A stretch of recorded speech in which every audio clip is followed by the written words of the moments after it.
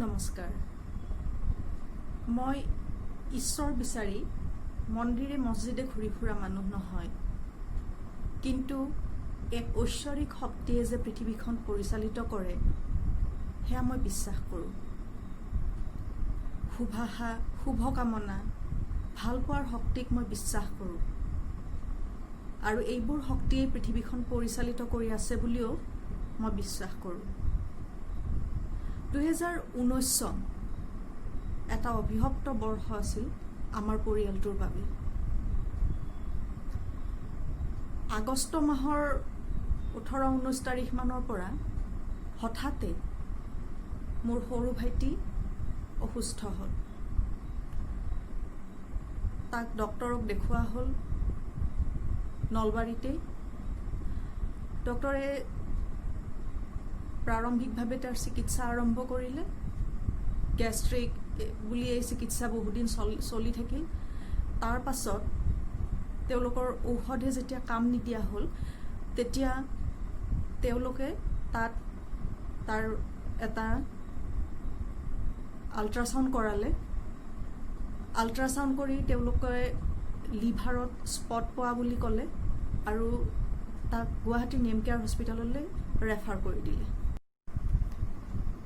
নেমকেয়াৰ হস্পিটেলত তাৰ যাৱতীয় পৰীক্ষা নিৰীক্ষাবোৰ কৰি ডাক্তৰে ঘোষণা কৰিলে যে তাৰ লিভাৰ কেঞ্চাৰ 3rd ষ্টেজ। কথাষাৰ আমাৰ পৰিয়ালটোৰ বাবে বিনামেঘে বজ্ৰপাত পৰাৰ নিচিনা আছিল। আৰু তাৰ যে লিভাৰ কেঞ্চাৰ 3rd ষ্টেজ, এইটো কথা সেই মুহূৰ্তলৈকে মোৰ ডাঙৰ ভাইটি, মই আৰু শেষত উপায় নোপোৱা হৈ আমি দেউতাক ক'ব লগা হৈছিল। আমি 3জন ব্যক্তিত বাদে আৰু মোৰ মানুহজন, আমি 4জন ব্যক্তিত বাদে তেতিয়ালৈকে কোনেও গম নাপায়।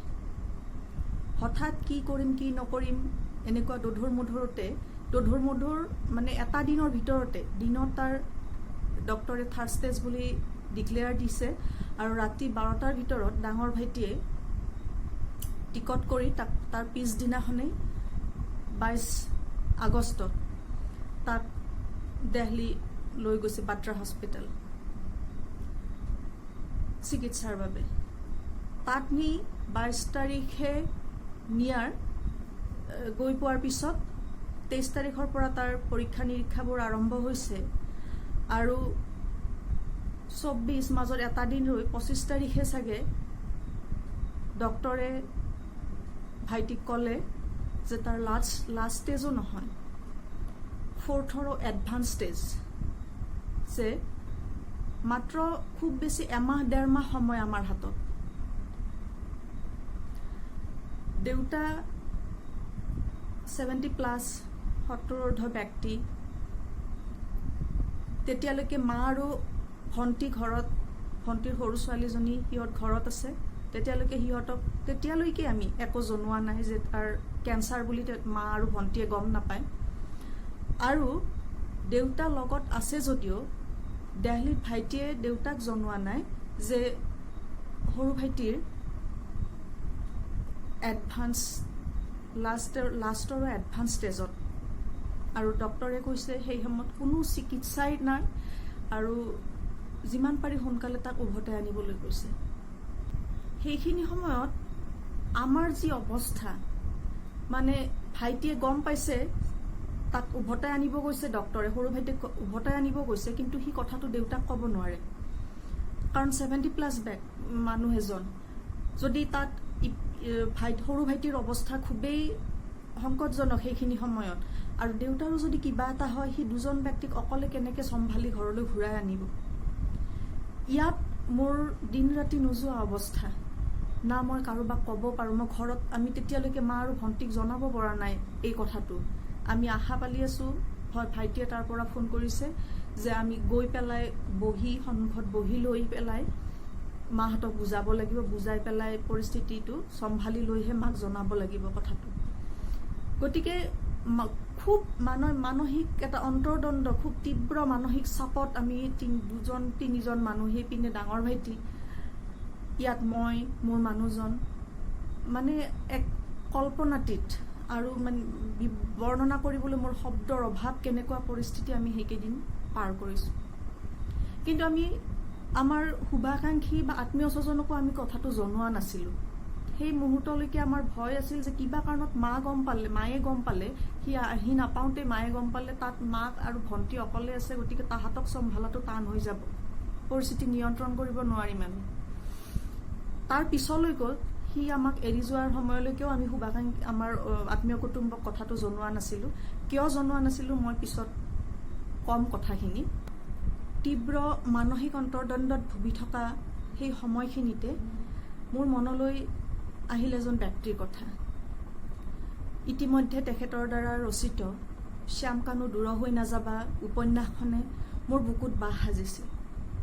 যিকোনো বিব্ৰত মুহূৰ্তত, যেতিয়া মোৰ মানসিকভাৱে দুৰ্বল হৈ পৰা মুহূৰ্তবিলাকত এই কিতাপখনে মোক আজিও সাৰথি হিচাপে, মহৌষধ হিচাপে কাম কৰে। কিতাপখন পঢ়িছোঁ, কিন্তু লেখিকাক ব্যক্তিগতভাৱে নাজানো। ফেচবুকত ফ্ৰেণ্ড লিষ্টত আছে, তেখেতৰ আপডেটবোৰ পঢ়োঁ, সিমানখিনিয়ে চিনাকি। হঠাৎ কি জানো হ'ল, বুকুত মৰহাহ বান্ধি তেখেতৰ প্ৰত্যুত্তৰ কেনেকুৱা হ'ব গম নাপাওঁ, কিন্তু সাহস এটা বুকুত লৈ তেখেতলৈ মই মেছেজ কৰিলোঁ যে বাইদেউ আপোনাৰ কিতাপখন মই পঢ়িছোঁ, কিতাপখন মই খুব ভাল পালোঁ, আৰু লগতে এইটোও জনালোঁ যে মোৰ বৰ্তমান খুব এটা মানসিক অস্থিৰতাত ভুগি আছোঁ মই আৰু মোৰ পৰিয়ালটো, আৰু মই আপোনাৰ লগত অকণমান কথা পাতিব খোজোঁ, আপুনি অলপ সময় দিব পাৰিবনে মোক? ঠিক এনেকুৱা ধৰণে এটা মই মেছেজ দিলোঁ, আৰু তাৰ মেছেজৰ প্ৰত্যুত্তৰত বাইদেৱে প্ৰত্যুত্তৰো দিলে আৰু লগত ফোন নাম্বাৰো দিলে যে তুমি যেতিয়াই মন যায় মোক ফোন কৰিব পাৰা। মানুহগৰাকী গম পাইছে নিশ্চয় কিতাপখনৰ নাম কওঁতে, তেখেত হ'ল শ্ৰদ্ধাৰ অনুপমা বৰগোহাঁই বাইদেউ। দিল্লী নয়ডা স্থিত তেখেতৰ, নয়ডাত তেখেত থাকে। কোনো ব্যক্তিগত চিনাকি নাই, একোৱেই নাই, ফেচবুকৰ ফ্ৰেণ্ড লিষ্টত আছে, আৰু তেখেতৰ কিতাপখন মই পঢ়িছোঁ, মাত্ৰ এইখিনিয়ে মোৰ তেখেতৰ লগত কথা পতাৰ সম্বল। যেতিয়া বাইদেৱে ফোন নাম্বাৰ দিলে মই বাইদেউক ফোন কৰিলোঁ আৰু আমাৰ ঘৰুৱা পৰিস্থিতিটোৰ কথা জনালোঁ। ডক্টৰে কি কৈছে, ভাইটিৰ কেনেকুৱা অৱস্থা, ঘৰত আমি যে এতিয়াও মাক কথাটো জনাব পৰা নাই, সকলো কথা তেখেতক ভাঙি পাতি ক'লোঁ। বাইদেৱে মোক বুজালে যে এইখিনি সময়ত ঘৰৰ ডাঙৰ ছোৱালী হিচাপে তুমি ধৈৰ্য ধৰিব লাগিব, ঘৰখনক চম্ভালিব লাগিব, আৰু তেখেতে গোটেইখিনি ডক্টৰে যে আমাক যি অমুক বাণী শুনাইছে, ডক্টৰে যে কৈছে আমাক যে আমাৰ হাতত সময় নাই, তো বাইদেৱে সেইটোও বুজালে তুমি নিজে ধৈৰ্য ধৰি তুমি মাক বুজাব পাৰিব লাগিব যে মৃত্যুটো এটা চিৰন্তন সত্য, সি যাবই, কিন্তু ই যিকেইদিন এই পৃথিৱীত আছে সেইকেইদিন যাতে সেই কষ্ট নোপোৱাকৈ থাকে, সি যাতে বেছি দুৰ্ভোগ ভুগিব লগা নহয়, সি যাতে কম কষ্টতেই তাৰ এই জীৱন সামৰিব পাৰে, তাৰ বাবে আমি প্ৰাৰ্থনা কৰিব পাৰোঁ। বাইদেউৰ সেই কিতাপখনত বুদ্ধ দৰ্শনৰ বাইদেৱে নিজেও চৰ্চা কৰে, আৰু শ্যাম কানু দূৰ হৈ নাযাবাত বাইদেৱে বুদ্ধ দৰ্শনৰ কথা ইমান ধুনীয়াকৈ প্ৰতিষ্ঠা কৰিছে, ইমান ধুনীয়াকৈ বৰ্ণনা কৰিছে যে সেইটো সাহসতে, একমাত্ৰ সেইখিনি সাহসতে মই বাইদেউক যোগাযোগ কৰিবলৈ সাহ পাইছিলোঁ। মই বাইদেউক ক'লোঁ, বাইদেউ আপুনি প্ৰাৰ্থনা কৰিবনে মোৰ ভাইটিৰ কাৰণে? বাইদেৱে কৈছে এইটো ক'ব লগা কথাই নহয়, মই তাৰ কাৰণে প্ৰাৰ্থনা জনাম, অকল মই নহয় আমাৰ অনুষ্ঠানটোৱে আমি সকলোৱে তাৰ কাৰণে প্ৰাৰ্থনা জনাম, আমি প্ৰাৰ্থনা জনাম যাতে সি যিকেইটা দিন পৃথিৱীত আছে সেইকেইটা দিন যাতে সি ভালে থাকে আৰু বেছি কষ্ট নোপোৱাকৈয়ে সি যেন আঁতৰি যাব পাৰে। যদিও আমি পৰিয়ালটোৱে সি আঁতৰি যাব ডক্টৰে কোৱাৰ পিছতো আমি যদিও সেই কথাটো মানি ল'ব পৰা নাছিলোঁ, তথাপি বাইদেউৰ কথাখিনিয়ে কোনোবাখিনিত সাহস দিছিল। বাইদেৱে কৈছিল যে তাৰ ফটো এখন, তাৰ প্ৰাৰ্থনা কৰিবলৈ আমাক এটা ইমেজৰ দৰকাৰ হয়, গতিকে তুমি তাৰ ফটো এখন আৰু তাৰ নামটো মোলৈ পঠিওৱা, আমি তাৰ কাৰণে প্ৰাৰ্থনা জনাম, তাৰ কাৰণে বুদ্ধৰ দৰ্শনৰ মতে যি ডাইমকো পঠিয়াম, এই প্ৰাৰ্থনাই তাৰ কষ্ট বহুখিনি লাঘৱ কৰিব আৰু তুমি চাবা সি কম কষ্টতে তাৰ সি পৃথিৱী এৰিব। বাইদেৱে ডাইমকোৰ এটা ইউটিউব লিংক ভিডিঅ' লিংক এটাও দিলে, কথাখিনি ক'লে যে তোমালোকেও এইটো চাই তোমালোকে তাক এইটো প্ৰাৰ্থনা তাৰ কাৰণে প্ৰাৰ্থনা কৰিবা, তোমাৰ ল'ৰা ছোৱালীক প্ৰাৰ্থনা কৰিবলৈ ক'বা, মা দেউতাক প্ৰাৰ্থনা কৰিবলৈ ক'বা, আৰু তাক ঘৰলৈ অনাৰ পিছত যিমান পাৰি তাক ওচৰত তাক এই প্ৰাৰ্থনা শুনাবা। মানে পানীত পৰা মানুহৰ খেৰকুটা এডালেই সাহস হোৱা দি বাইদেউৰ এই কথাখিনি আমাৰ সাহস হ'ল। বাইদেউলৈ তাৰ ফটো পঠিয়ালোঁ। বাইদেৱে মাজে মাজে ফোন কৰে, খবৰ লয়, তাৰ স্বাস্থ্যৰ খবৰ লয় আৰু কয় যে আমি নিয়মিত প্ৰাৰ্থনা পঠিয়াই আছোঁ, তাৰ কাৰণে তোমালোকে চিন্তা নকৰিবা, সি বেছি কষ্ট নাপায়। মই ঘৰত মোৰ ল'ৰা ছোৱালী দুটাক প্ৰাৰ্থনা কৰিব দিওঁ। মই নিজেও ইউটিউবটোৰ সেই ভিডিঅ'টো চাই যিমানখিনি পাৰোঁ প্ৰাৰ্থনাটো আওৰাই থাকোঁ, মাহঁতক শিকাই আহিলোঁ। কথাটো হ'ল প্ৰাৰ্থনাটোৱে আমাক কি কৰিলে কি নকৰিলে, প্ৰাৰ্থনাটোৰ শক্তি কি আছিল নাছিল, কিন্তু এই যে সেইখিনি সময়ত বাইদেৱে যিখিনি যাৰ লগত কোনো চাক্ষুষ আজি পৰ্যন্ত মানুহজনীৰ লগত চাক্ষুষ দেখা দেখি নাই, চিনাকি নাই, সেই মানুহ এগৰাকীয়ে সেই বিপদৰ সময়ত আমাৰ ঘৰখনক যিখিনি মানসিক মনোবল যোগান ধৰিলে, তাৰ কাৰণে আমি সদায় বাইদেউৰ ওচৰত চিৰকৃতজ্ঞ হৈ থাকিম। তাৰ ফলাফল কি হ'ল নহ'ল সেয়াও মই ক'ম। এইখিনি সময়ত আৰু এজন ব্যক্তিয়ে আমাক সাহস দিছিল। সেই একেই মানুহজন ফেচবুকৰ আখৰুৱা লিটাৰেটিভ গোট বুলি, আখৰুৱা বুলি এটা গোট আছে, সেই গোটটোৰ এডমিন হয়। মানুহজনৰ লগত মোৰ এবাৰেই আখৰুৱাৰ এখন মিটিঙত দেখা দেখি হৈছিল। তেখেত হ'ল শ্ৰদ্ধাৰ শ্ৰী মনোহৰ দত্ত দাদা। আখৰুৱাত মই মাজে মাজে মানে বৰ্ণাশুদ্ধিৰ কাম কৰোঁ। চ' হিমাংশুৱে মোক মনোহৰ দত্তৰ দাদাৰ লগত চিনাকি কৰাই দিয়াৰ নিচিনা মোৰ নাম্বাৰ দিছিল। তেখেতে মোক ফোন কৰিছিল আৰু বৰ্ণাশুদ্ধিৰ কাম কৰিব পাৰিম নে নোৱাৰিম তাৰ বাবে সন্মতি লৈছিল। যেই নহওক বাৰু, মই সেইকেইদিন বৰ্ণাশুদ্ধি বা কোনো বাহিৰা কামতে, কোনো বেলেগ কামত আৰু মোৰ মনোযোগ দিয়াৰ সময়ো নাই, মানসিকভাৱে মানে সামৰ্থ্যও নাই। চ' মই এদিন দাদাক ফোন কৰিলোঁ আৰু গোটেইখিনি কথা মই তেখেতক ক'লোঁ, দত্তদা যে এনেকুৱা মোৰ পৰিস্থিতি, মোক অন্ততঃ কিছু মাহলৈ, সি সুস্থ হৈ উঠে নে নুঠে নাজানো, কিন্তু মোক কিছু মাহলৈ পৰিস্থিতিটো মানে ছেটেল নোহোৱালৈকে আপুনি মোক এই কামৰ পৰা অব্যাহতি দিয়ক, মই কিছুদিন কাম কৰিব নোৱাৰিম। তেখেতে ক'লে হ'ব, এইবিলাক তুমি সকলো বাদ দিয়া, তুমি এতিয়া ভাইটিৰ লগত থাকা, ভাইটিক সময় দিয়া, আৰু মই কি কৰিব পাৰোঁ চা, মই তোমাক কিছুমান ভিডিঅ' দিম, তুমি সেইবোৰ চাই তাৰ কিবা ট্ৰিটমেণ্টৰ ব্যৱস্থা কৰিব পাৰি, তাৰ পৰা কিছুমান কিবা উপায় ল'ব পাৰি নে নোৱাৰি তুমি চাবাচোন। এইবুলি দত্তদাই সি তাক দিল্লীলৈ নিয়াৰ পৰা সি ঘূৰি আহি আমাক এৰি যোৱালৈকে মাজত এমাহো নহ'ল। 20 ছেপ্টেম্বৰত সি আমাক এৰি গ'ল। এই সময়ছোৱাত কিন্তু দত্তদাই প্ৰায় দৈনিক মোলৈ বিভিন্ন ভিডিঅ'ৰ লিংক পঠিয়াই ভিডিঅ'বোৰ চাবলৈ অনুৰোধ কৰে। আকৌ সেইখিনি কৰি ক্ষান্ত নাথাকে, আকৌ মোক ফোন কৰে, এইটো কিবা কামত আহিলনে তোমালোকৰ, ইয়াৰ পৰা কিবা উপায় ল'ব পাৰি নেকি, তাৰ মানে ৰিকভাৰীৰ কাৰণে কিবা ষ্টেপ এইটো ভিডিঅ'ৰ পৰা ল'ব পাৰি নেকি। ইতিমধ্যে তাৰ ইমানেই মানে কৈছোৱে, ডক্টৰে আমাক খুব বেছি এমাহ 1.5 মাহৰ সময় দিছে, কোনো মেডিচিন দিয়া নাই। তাৰ মানে যিখিনি কৈছে যে আপোনালোকে সি তাৰ যি ইচ্ছা তাক খাবলৈ দিয়ক, যি ইচ্ছা তাক কৰিব দিয়ক, মানে সেনেকুৱা এটা ষ্টেজ তাৰ তেতিয়া।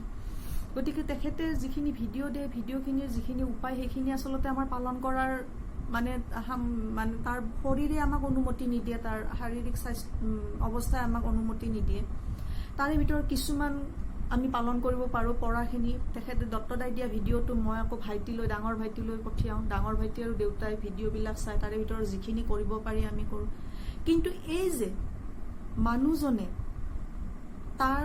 সি আমাক এৰি নোযোৱালৈকে নিৰন্তৰ হিচাপত নিজে বিচাৰি বিচাৰি ইউটিউবৰ পৰা বিচাৰি বিচাৰি ভিডিঅ' উলিয়াই তাৰ লিংকবোৰ মোক দি থাকিল আৰু লগতে খবৰ কৰি থাকিল যে ভিডিঅ'টো কিবা কামত আহিছে নেকি, সেইখিনি উপায় কিবা কামত তাক খটুৱাব পৰা হৈছে নেকি, তাৰ ক্ষেত্ৰত প্ৰয়োগ কৰিব পৰা হৈছে নেকি।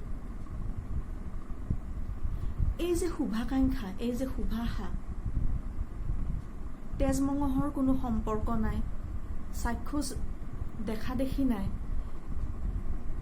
তথাকথিত আমি কোৱা যে ফেচবুকৰ চিনাকি বুলি আমি সাধাৰণতে ইটিকিঙৰ ভূৰত আমি যিটো কওঁ যে ফেচবুকৰ চিনাকি, কিন্তু এই ফেচবুকৰ চিনাকি এই সম্পৰ্কবোৰে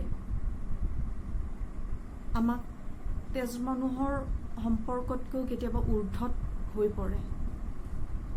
আৰু মোৰ জীৱনত বিশেষকৈ ভাইটিৰ এই শেষ সময়ছোৱাৰ এই সময়খিনিত এই দুজনা ব্যক্তিৰ বিশেষকৈ আৰু বহুতেই শুভকামনা দিছিল, কাম কৰিছিল, আত্মীয় কুটুম্ব সকলোৱে কৰিছিল, কিন্তু বিশেষভাৱে মই এই দুজন ব্যক্তিৰ কথা এইকাৰণেই কৈছোঁ, তেখেতসকলে শেষ মুহূৰ্তলৈকে মোক সাহস দিবলৈ বা আমাৰ পৰিয়ালটিক সাহস দিবলৈ এৰা নাছিল। এতিয়া শুভাশাৰ শক্তিলৈ এই যে বাইদেৱে কৈছিল, অনুপমা বাইদেৱে যে কৈছিল যে তাৰ আমি ৰাখিব নোৱাৰিলেও অন্ততঃ বাচি থকা দিনকেইটাত যাতে তাৰ কষ্ট লাঘৱ হয়, তাৰ কাৰণে আমি চেষ্টা কৰিব পাৰোঁ, আৰু প্ৰাৰ্থনাই বা ডাইমকোৱে এই ক্ষেত্ৰত আমাক সহায় কৰিব। বাইদেউৰ কথাখিনি 100% যেন সঁচা প্ৰতিপন্ন হ'ল। শেষ উশাহটো লোৱাৰ সময়ত মই গৈ নাপালোঁ, আৰু ডাঙৰ ভাইটিও ওচৰতে থাকিও সি তাৰ বাবে ঔষধ ল'বলৈ যোৱা সময়তে ঠিক 10-15 মিনিটৰ ভিতৰতে সি আমাক এৰি গুচি গ'ল। তাৰ 10 মিনিট আগলৈকেই সি আছিলে ওচৰতে, সি ঠিক তাৰ বাবে দৰৱ এটা আনিবলৈ যোৱাৰ সময়তে সি আমাক এৰিলে। সেইখিনি সময়ত মা দেউতা, সৰু ভণ্টি আৰু মোৰ সৰু পেহী আছিল তাৰ ওচৰত। মা দেউতাৰতো অৱস্থা জন্ম দিয়া সন্তান এটি চকুৰ আগত শেষ উশাহটো লৈ আছে, গতিকে মা দেউতাৰ মই সেই সময়ত তেওঁলোকৰ অনুভৱ বা কি এই বিষয়তো মই কোনো কথা, কোনো মন্তব্য দিব নাযাওঁ, মই মানে অপাৰগ বা কোনো মোৰ ভাষা নাই। কিন্তু সৰু পেহীয়ে মোক এতিয়াও কয় যে সি খুব ভগৱানে তাক আলফুলে লৈ গ'ল। কেঞ্চাৰৰ এডভান্স ষ্টেজৰ ৰোগী এজনৰ যিখিনি মই নিজেও 2-3জন কেঞ্চাৰ ৰোগীক ওচৰৰ পৰা পাইছোঁ, আৰু তেওঁলোকৰ যি কষ্ট মই নিশ্চকুৰে দেখিছিলোঁ, কিন্তু এডভান্স ষ্টেজত থাকিও মোৰ ভাইটিৰ সেই কথা মানে সেনেকুৱা কোনো কষ্ট, সি কষ্টটো নোপোৱা নহয়, কষ্ট পাইছিল, কিন্তু যিটো পৰিয়ালক এটা কষ্ট দিয়ে বা শেষ মুহূৰ্তৰ যিটো তাৰ কষ্ট, সেইখিনি চাগে সি নাপালে। কাৰণ যদিও মই নাছিলোঁ, মই কৈছোঁ পেহীয়ে এতিয়াও কয় যে তাক ভগৱানে আলফুলে দাঙি লৈ গ'ল। একেবাৰে শুই থকা অৱস্থাতেই সি কোনো ধৰণৰ তাৰ মানে বিকৃত আচৰণ নকৰাকে সি তাৰ শেষ উশাহটো লৈছিলে। গতিকে এতিয়াও মোৰ ভাৱ হয়, সেই কথাটো পেহীয়ে ক'লে বা প্ৰায় মোৰ অনুভৱ হয়, যদিও সি আমাক এৰি যাব বুলি ভবা নাছিলোঁ, কোনো ব্যক্তিয়েই চাগে, কোনো পৰিয়ালেই চাগে, পৰিয়ালৰ কোনো এজন সদস্যই তেনেকৈ নাভাবে, কিন্তু যে বাইদেউৰ যে সেই কথাষাৰ যে প্ৰাৰ্থনাই তাৰ কষ্ট লাঘৱ কৰিব, মই এতিয়াও ভাবোঁ যে চাগে বাইদেউৰ সেই প্ৰাৰ্থনা দূৰত থাকিলেও, দূৰৰ পৰা তেখেতে কৈছিলে আমি নিৰন্তৰ তাৰ কাৰণে প্ৰাৰ্থনা পঠিয়াই আছোঁ। তেখেতৰ সেই প্ৰাৰ্থনা ভুলে শুদ্ধই আমি যিখিনি কৰিছিলোঁ, যিহেতু আমি নাজানো, বাইদেউ শিকাই দিয়া মতে ভিডিঅ'টো চাই পেলাই আমি কৰিছিলোঁ, আমাৰ যি প্ৰাৰ্থনা, সেই প্ৰাৰ্থনাখিনিয়েই চাগে শেষ মুহূৰ্তত তাক বহুখিনি কষ্ট নোপোৱাকৈ, তাৰ কষ্ট বহুখিনি চাগে লাঘৱ কৰি দিছিলে। সেইকাৰণে মই শুভকামনাৰ শক্তিক মই ভগৱানৰ শক্তিতকৈও বেছি বিশ্বাস কৰোঁ, আৰু শুভকামনা আৰু শুভাশাকেই মই ভগৱান বুলি বিশ্বাস কৰোঁ। এই চেগতে এই ভিডিঅ'ৰ জৰিয়তে অনুপমা বাইদেউ আৰু মনোহৰ দত্ত দাদালৈ মোৰ সশ্ৰদ্ধ প্ৰণিপাত।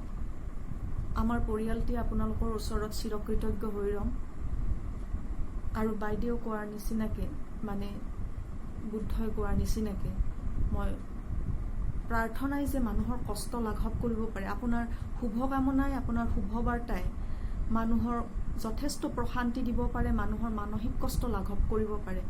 মই শুভাষাক বিশ্বাস কৰোঁ, শুভকামনাক বিশ্বাস কৰোঁ। নমঃ ৰেংগেক্য। ধন্যবাদ।